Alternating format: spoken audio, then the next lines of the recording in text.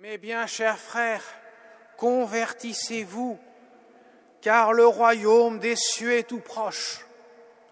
Ce sont les premières paroles que Jésus va adresser aux foules juste après le baptême qu'il a reçu de Jean le Baptiste, et bien sûr après avoir passé 40 jours dans le désert.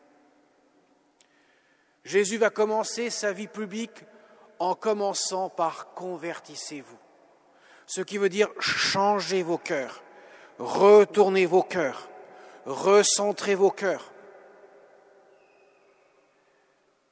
Cela est essentiel, car s'il n'y a pas de conversion, tout ce que Jésus fera et dira par la suite n'aura aucun impact. Car mes chers amis, Jésus, venant dans le monde, ne va pas seulement faire des choses et dire des choses. Il ne va pas évoquer des idées, des pensées avec lesquelles on pourrait être en consonance, ou pas d'ailleurs, car la foi ne repose pas sur des choses qui me plaisent, avec lesquelles je suis en phase, avec des pensées, des idées, etc., avec des gestes qui me séduisent, en aucun cas.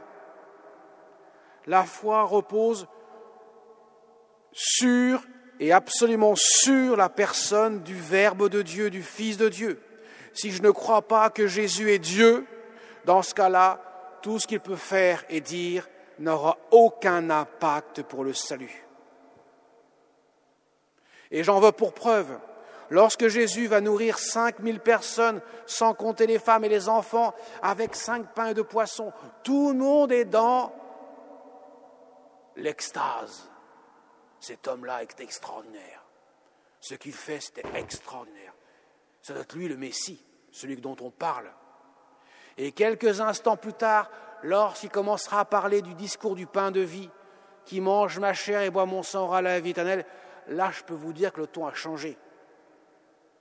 Comment cet homme peut dire des choses pareilles? C'est invraisemblable. Jusqu'au moment où il ne restera pratiquement que plus que les 12. Et Jésus leur demandera, et vous aussi, vous allez partir? Et Pierre, la voix de l'Église, Seigneur, à qui irions-nous? Tu as les paroles de la vie éternelle. Voyez, les foules innombrables ont suivi Jésus, même lors des rameaux.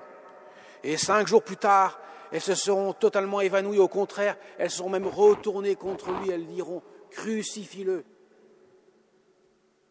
à Ponce Pilate. Ce qui veut dire, mes chers amis, penser comme Jésus, être d'accord avec Jésus, approuver ce qu'il fait, n'est pas un signe de foi.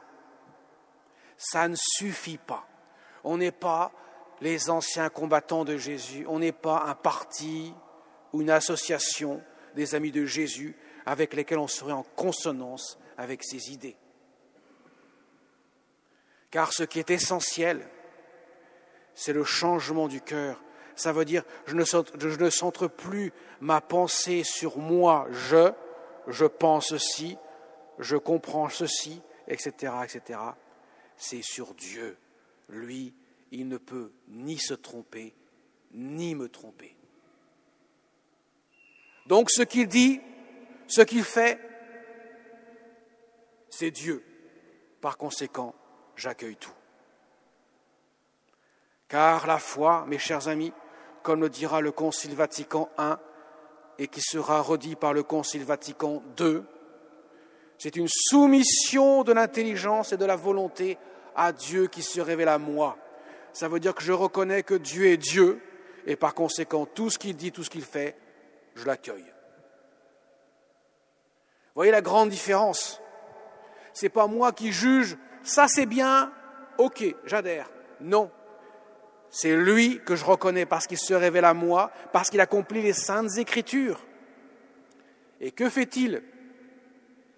Il vient dans les territoires de Zabulon, de Nephtali, pour que soit accomplie la parole prononcée par le prophète Isaïe. Pays de Zabulon et de Nephtali, le peuple qui habitait dans les ténèbres a vu une grande lumière.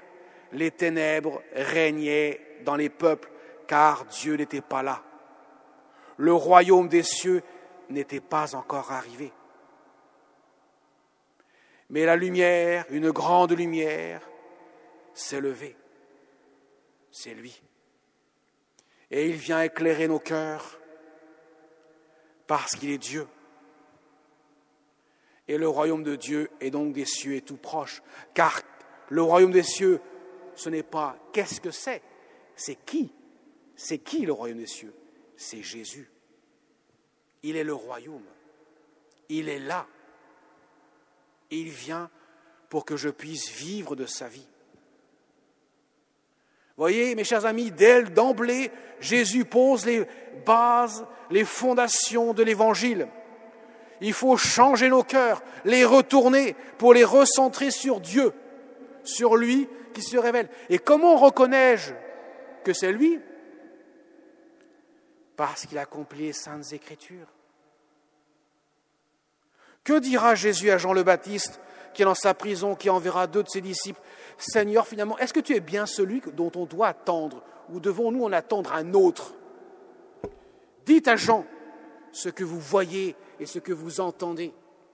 Les boiteux marchent, les lépreux sont guéris, l'évangile est annoncé aux pauvres. Dites cela à Jean. Autrement dit, dites à Jean, les œuvres du Père s'accomplissent. Jésus dira, si je me rends témoignage à moi-même, mon témoignage est insuffisant, il est nul. Mais un autre me rend témoignage. Il y a eu Jean, mais il y a plus que Jean, le Père. Déjà dans le baptême, celui-ci est mon Fils bien-aimé, en lui j'ai mis tout mon amour, écoutez-le. Mais aussi pour les œuvres qu'il accomplit.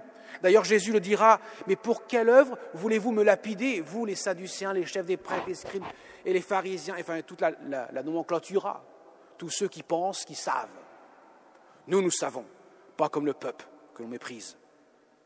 Mais nous ne voulons pas te lapider pour une œuvre que tu fais, nous voulons te lapider parce que tu es homme et tu prétends être Dieu.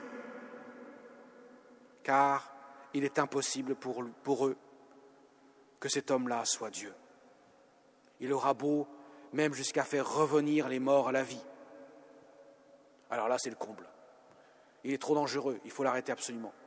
Il va mettre trop de monde autour de lui. Donc on va décider comment le faire périr. Voyez mes chers amis, tout l'enjeu de l'Évangile est là. Jésus est Dieu. Comme à la crèche. Si Jésus est Dieu, ce qu'il me dit dans l'Évangile est vrai. Car il ne peut ni se tromper, ni me tromper.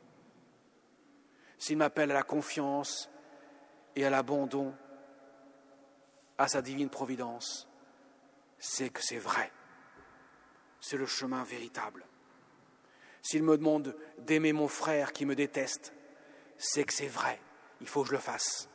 Parce que c'est là la voie de la plénitude, du bonheur. S'il me dit « Venez à moi, vous tous qui peinez sous le poids du fardeau, et moi je vous procurerai le repos », c'est que c'est vrai. C'est lui qui prend mon fardeau dans sa croix pour m'en décharger et me donner le salut. Voyez, mes chers amis, tout l'enjeu est là. Je n'admets pas ce que Jésus dit, je crois en lui et je crois en ce qu'il fait, ce qu'il dit, parce qu'il est Dieu. C'est lui le centre et non pas moi ce que je pense. Vous voyez, ça change beaucoup de choses. Et la foi, elle est fondée sur l'objectivité de la personne du Verbe de Dieu. Et vous savez que la foi comporte 2 composantes. La première est un don de Dieu. C'est Dieu qui me donne ce don-là. Ce n'est pas moi qui le produis. Ce n'est pas mes idées, mon intellect. Rien à faire. Ça ne sert à rien, tout ça. C'est Dieu qui me donne.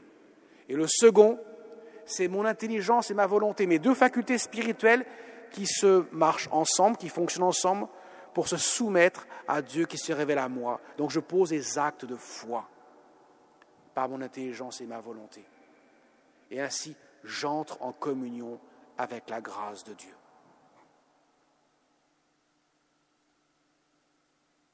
Voilà pourquoi nous voyons que Jésus, parfois, a beau parler, c'est quand même Dieu, vous vous rendez compte, Dieu devant vous, qui vous parle. C'est quand même impressionnant, on pourrait se dire, mais comment vous êtes bouché à ce point-là pour ne pas le reconnaître ? Et en plus, vous êtes pharisien, sadducéen, scribe en plus, vous connaissez parfaitement les Écritures, ça devrait sauter aux yeux. Et non, pourquoi ?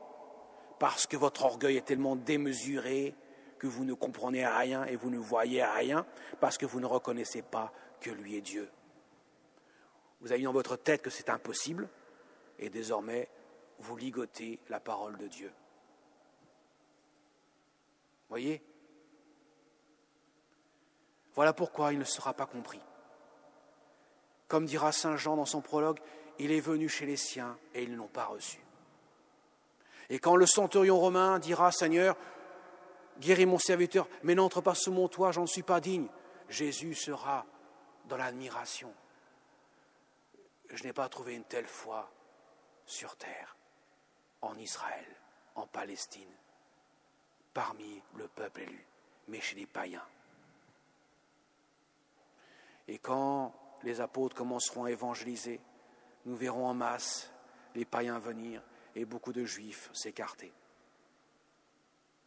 Parce que la parole de Dieu, elle est le Verbe de Dieu, c'est le Fils de Dieu. Et c'est l'accueil de ce Fils de Dieu qui change tout. La Vierge Marie, notre Mère du ciel, avant même qu'elle accueille dans son sein le Verbe de Dieu, elle l'a accueilli dans son cœur. Car jamais cela aurait été possible pour le mystère de l'incarnation de se réaliser si Marie n'avait pas accueilli dans son cœur la vérité du Verbe de Dieu.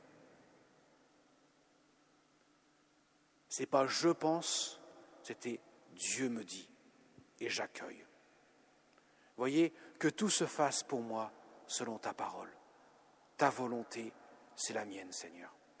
C'est ce que Marie a mis en acte tous les jours de sa vie. Et tous les saints, la cohorte des saints du ciel, se sont mis à cette école de grandir dans la recherche de la volonté de Dieu. Alors mes chers amis, en ce début de l'année que nous commençons, avec l'Évangile aussi, eh bien, posons la base de fondation sur l'accueil du Verbe de Dieu qui me parle. Il me parle à moi, car il ne parle pas seulement à ceux qui l'entendent il y a 2000 ans. Il dit à moi aujourd'hui, convertissez-vous, et car le royaume de cieux est tout proche. Je suis là, je viens. Amen.